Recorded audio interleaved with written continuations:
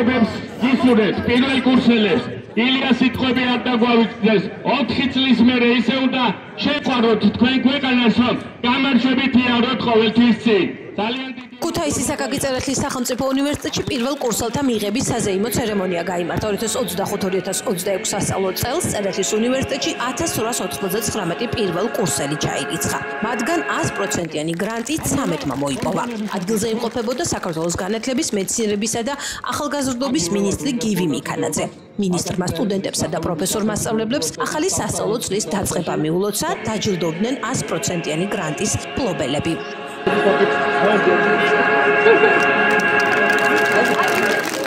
ჩემ ვიხარია და ჩემთვის პატივია, რომ პირველად ვიღებ მონაწილეობას აკაკი წერეთლის სახელობის სახელმწიფო უნივერსიტეტის სასწავლო წლის გახსნაში და მართლაც ემოციური და ამაღელვებელია, როდესაც ამდენ ახალგაზრდას ხედავ მათ მშობლებს, პროფესორ მასწავლებლებს.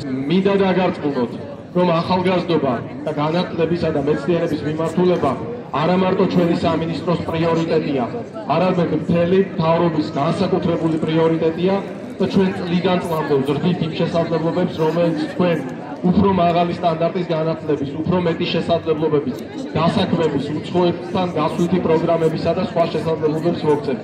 აბიტურიენტების პერიოდი ნამდვილად ცოტათი რთული იყო, თუმცა ჩემი მიზანი იყო 100%-იანი გრანტი და ჩემი აზრით მთავარი არის მიზის მიღწევაში შრომა, დისციპლინა და მონდომება, რაც მე გამოვიჩინე და ვფიქრობ, რომ ამ შრომამ ნამდვილად გამოიღო შედეგი და არც ერთ იმ წუთს არ ვნანობ, რაც შრომაში გავატარე, ვინაიდან ეს შრომა ამ ბედნიერებას ნამდვილად ღირს. და რას ელოდებით მომავალი 4 წლისგან?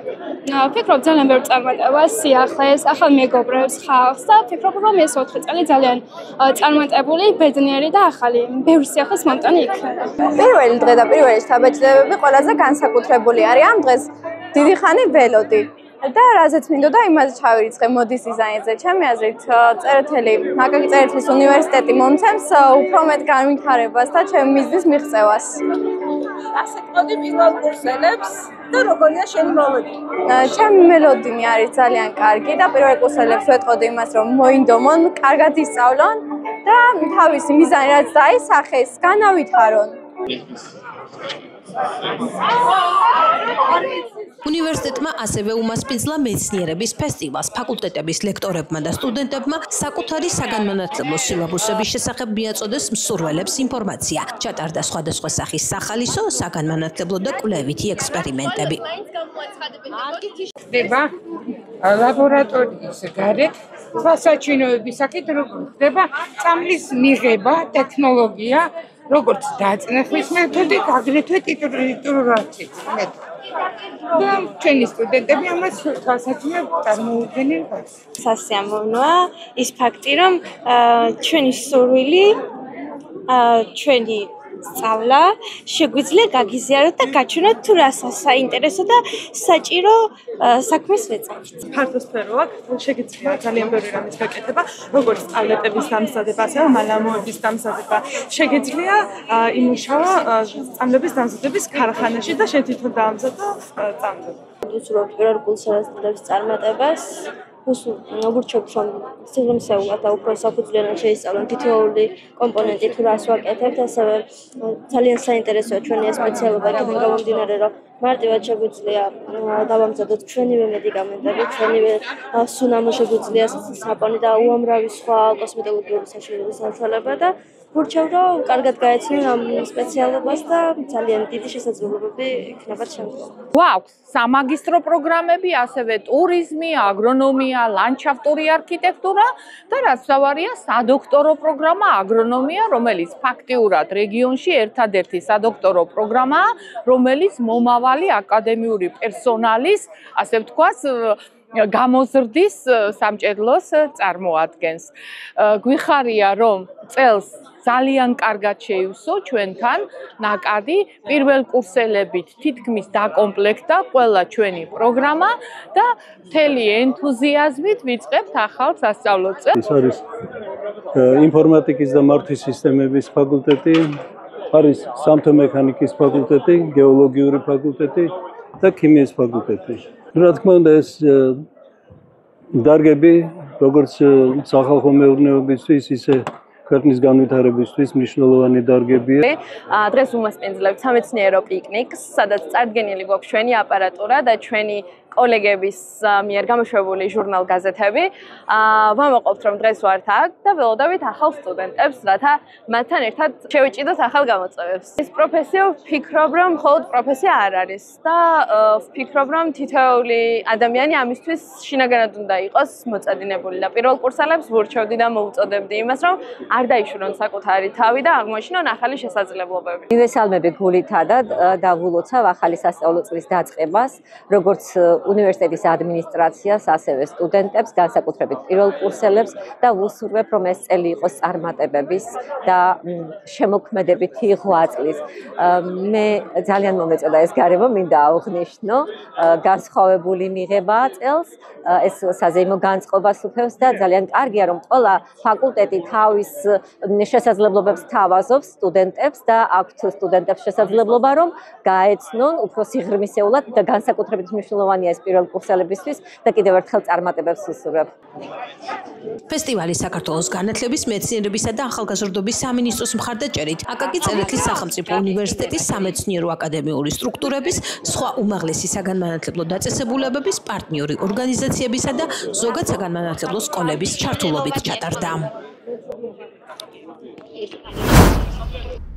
ქუთაისში ვიზიტით მყოფმა განათლების მინისტრმა საგანმანათლებლო სისტემის რეფორმაზე ისაუბრა და აღნიშნა, რომ კონცეფციის დოკუმენტი დასკვნით ეტაპზეა და ირაკლი კობახიძე მას საზოგადოებას ძალიან მალე წარუდგენს. მან რეფორმის დეტალებზე ისაუბრა. ძალიან მალე პრემიერ-მინისტრი საზოგადოებას წარუდგენს დეტალურ ინფორმაციას რეფორმასთან დაკავშირებით. ერთი რაც შეგვიძლია ვთქვათ, არის ის, რომ ეს რეფორმა არის ორიენტირებული სახელმწიფო უნივერსიტეტები, რომ მუშაობდნენ სახელმწიფო საჭიროებების დაკვეთაზე, რაც დაეფუძნება ბაზრის კვლევას და იმ პროფესიების მიმართულებებს, რაც ბაზრიდან მომდინარე არის საჭიროების სახით, ასევე მაქსიმალურად უზრუნველყოფილი იქნება ყველა სახელმწიფო უნივერსიტეტის მატერიალურ-ტექნიკური ბაზის გამართვა და პროფესორებისთვის ღირსეული ანაზღაურების დაწესება. კივი მიქანაძემ სასკოლო რეფორმაზეც ისაუბრა, რომლის ფარგლებშიც სახელმძღვანელოების ცვლილებაც იგეგმება. ამასთანავე ამ რეფორმის განხორციელება შეუძლებელია პროფესიული სასწავლებლების გაძლიერებისა და სასკოლო რეფორმის გარეშე, ამიტომ ამ კუთხითაც ჩვენ არაერთი მნიშვნელოვანი ნაბიჯის გადადგმას ვაპირებთ, მით უმეტეს რომ შარშან პარლამენტმა დაამტკიცა ზოგადი განათლების ეროვნული მიზნების დოკუმენტი, რომელიც ერთგვარი კონსტიტუცია არის სასკოლო სწავლებისა და შესაბამისად სწორედ ამ დოკუმენტიდან გამომდინარე ღირებულებების დანერგვით სასკოლო რეფორმაც აუცილებლად განხორციელდება უახლოეს პერიოდში. ყველა ის საკითხი, რაც სახელმძღვანელოსთან, სასწავლო მეთოდოლოგიასთან თუ სხვა მიმართულებასთან დაკავშირებული, გამომდინარე იქნება სწორედ ზოგადი განათლების ეროვნული მიზნების დოკუმენტიდან. უნდა ჩვენ გვექნება მსჯელობა, ჩვენი მიზანი არის, რომ მოვისმინოთ ის ხედვები, რომელიც მასწავლებლებს, პედაგოგებს აქვთ და რა თქმა უნდა ეს პროცესები გაგრძელდება იმისთვის, რომ ჩვენ შეჯერებული პოზიციით წავსდგეთ საზოგადოების წინაშე. ცნობისათვის ირაკლი კობახიძემ მიმდინარე წლის მარტში განაცხადა, რომ სტუდენტს არ მიეწოდება სათანადო განათლება. ერთ-ერთი მიმართულება, სადაც გვქონდა გარკვეული ხარვეზები და ჩავარდნები, შედარებით არსებითი ფორმით და მოცულობით, ეს იყო განათლების სისტემა. საერთო სურათი, რაც არის, ალბათ ყველას კარგად მოგეხსენებათ, არის პრობლემები ყველა მიმართულებით, როცა ვსაუბრობთ უნივერსიტეტებზე, უმაღლეს განათლებაზე. განაცხადა ირაკლი კობახიძემ. მან ასევე აღნიშნა, რომ უმაღლესი განათლების რეფორმის მთავარი საკითხია პრობლემები სწავლების შინაარსის ნაწილში. ქუთაისი საერთაშორისო მოკლემეტრაჟიანი ფილმების ფესტივალს მასპინძლობს. ფესტივალის საიუბილეო მეხუთე გამოშვება ელდერ შენგელაიას ფილმით „შერეკილებით“ გაიხსნა.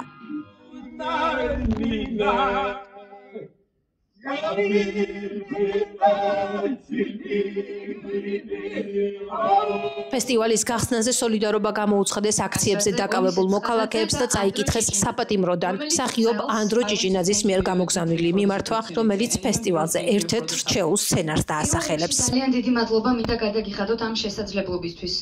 კიდევ უფრო დიდი მადლობა ესეთი გვერდში დგომისთვის, რომელიც არც ერთი წამით არ გამომპარვია. და უდიდესი სიხარულის და სიამაყის შეგრძნებაა, როდესაც თქვენნაირი მეგობრები ერთად სოლიდარობას იჩენენ. ზუსტად ვიცი რამხელა ძალისხმევა ჩადეთ ამ ფესტივალის დაარსებიდან დღემდე.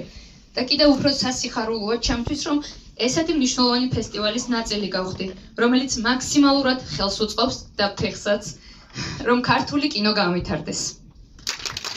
წელს ფესტივალის ქვეყანა ფოკუსში იტალიაა. მის ფარგლებშიც გაიმართება სხვადასხვა იტალიელი ავტორების ფილმების ჩვენებები. პირველ რიგში გვიხარია, რომ ისევ ქუთაისში ვარ, თუმცა თუ გავითვალისწინებთ იმას, როგორი დამძიმებული არის ერთი წლის მანძილზე სიტუაცია ზოგადად ქვეყანაში, ძალიან დიდხანს ვფიქრობდით ჩაგვეტარებინა თუ არა ფესტივალი, შევძლებდით თუ არა აი ამ ფონის გათვალისწინებით, მაგრამ მაინც გადავწყვიტეთ, რომ სადღაც თავისუფალი კინემატოგრაფისტების სიტყვა, რომლებიც უკვე 2 წელია გაფიცულები არიან, უნდა ისმოდეს. და გადავწყვიტეთ, რომ ეს იყოს ქუთაისის საერთაშორისო მოკლემეტრაჟიანი ფილმების ფესტივალი, სადაც გელოდებათ ბევრი პრემიერა, ბევრი საინტერესო ფილმი. წელს არის ფოკუს ქვეყანა იტალია, ძალიან საინტერესო იტალიური ფილმები, ძველი, თანამედროვე.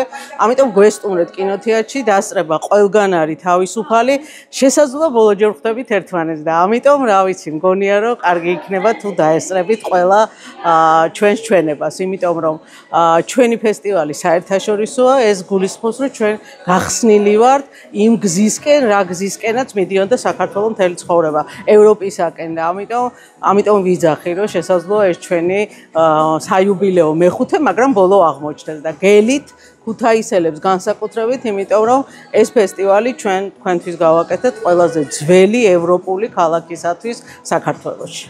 ფესტივალის 2025 წლის საკონკურსო პროგრამის ჟიურის თავმჯდომარეა რეჟისორი ნანა ჯანელიძე. ჟიური ერთობლივად შეაფასებს საკონკურსო ფილმებს და გასცემს ოქროს დინოზავრებს 3 კატეგორიაში: საუკეთესო რეჟისორი, საუკეთესო ოპერატორი და საუკეთესო ფილმი. ფესტივალი არის ყოველთვის დიდი დღესასწაული და ახალი ადამიანების გაცნობა, ახალი ფილმების ნახვა, რაც ფაქტიურად იგივეა, რაც ადამიანის გაცნობა.